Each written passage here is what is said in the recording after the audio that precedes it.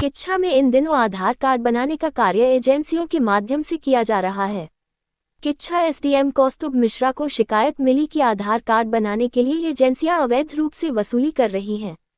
SDM ने BSNL office में आधार centre पर छापा मारा, जहां आधार कार्ड बनाए जा रहे थे।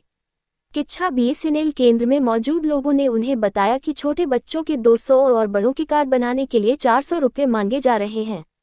इस दौरान वसूली की शिकायतों को सही पाते हुए एसडीएम ने केंद्र को फिलहाल बंद कर दिया है और मामले की जांच की जा रही है। आप नहीं चला पाते, आप सक्षम नहीं है, तो फिर हम रिपोर्ट भेजते हैं कि आप चला ही नहीं सकते। और दूसरा हेल्प करने के लिए कौन है? आप भाई, आपकी आईडी कहाँ के लिए? सर मैं मेरी खटीमा के लिए सर आईडी है। आप खटीमा के लिए हो जी? किच्छा के लिए तो नहीं हो ना? तो आप किच्छा कैसे बैठते हो? सर मैं सीखने के पर्पज से थोड़ा आता हूँ। तो ये सीखने के पर्पज से आते हैं और ये सिखाने के पर्पज से आते हैं, और आप न सीखे हो न सिखाए हो, यही बात है ना? नहीं पास हुए तो फिर ये सितारगंज वाले खटीमा वाले यहाँ के शिकायतें प्राप्त हो रही थी कि जो निर्धारित शुल्क है उससे अधिक शुल्क की धनराशि जो है वसूली की जा रही थी।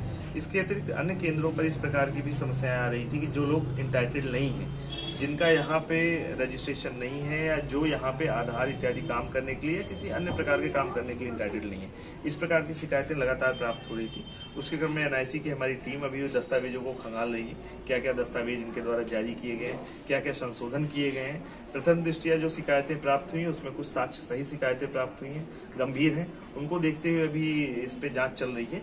इसके उपरांत जो भी तथ्य सामने आएंगे उसके हिसाब से कार्रवाई। सर 2 लोग अभी हाँ कुछ लोग यहाँ पे अतिरिक्त कार्य करते हुए मिले हैं। उनका कहना है कि एक व्यक्ति के पास सितारगंज में आईडी चलाने लायक है, दूसरे के पास खटीमा में आईडी चलाने रजिस्टर्ड है।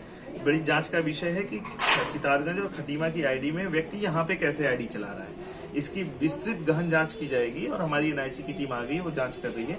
विस्तृत जैसे भी जो जानकारी प्राप्त होगी उसके बाद सर एक ही होने के कारण हम इसको सीज नहीं कर रहे हैं, सीज करने की कार्रवाई नहीं कर रहे हैं, क्योंकि जो भी दस्तावेज है वो इलेक्ट्रॉनिक है। हम केवल इस बात की जांच कर रहे हैं कि इनके द्वारा क्या क्या दस्तावेज लेके जांच की गई, क्योंकि एक ही आधार केंद्र है, लोगों को समस्या ना हो, इस बात को भी ध्यान रखा गया है। फिलहाल जो भी इनके द्वारा अनियमितता की गई उसकी जिम्मेदारी तय की जाएगी। जहां तक ये संज्ञान में आया है कि कुछ लोग जो पहले आईडी चलाते थे उनके द्वारा संभवतः अगर ये किया गया तो उस बिंदु पे भी देखा जाएगा।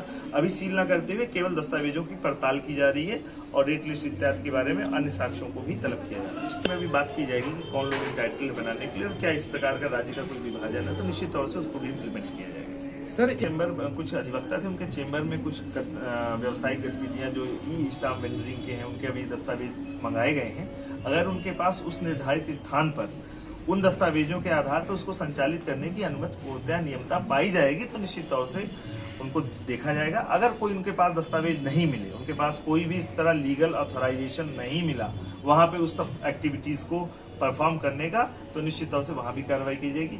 अभी ये तहसीलदार साहब को जांच सौंपी गई है कि देखिए कि इनके द्वारा क्या क्या दस्तावेज लेकर क्या क्या सुविधाएं, क्या क्या प्रमाण पत्र बनाए जा रहे हैं, क्या क्या किस प्रकार का ये सेंटर रन किया जा रहा है, उसके आधार पर फिर आगे निर्णय लिया जाए।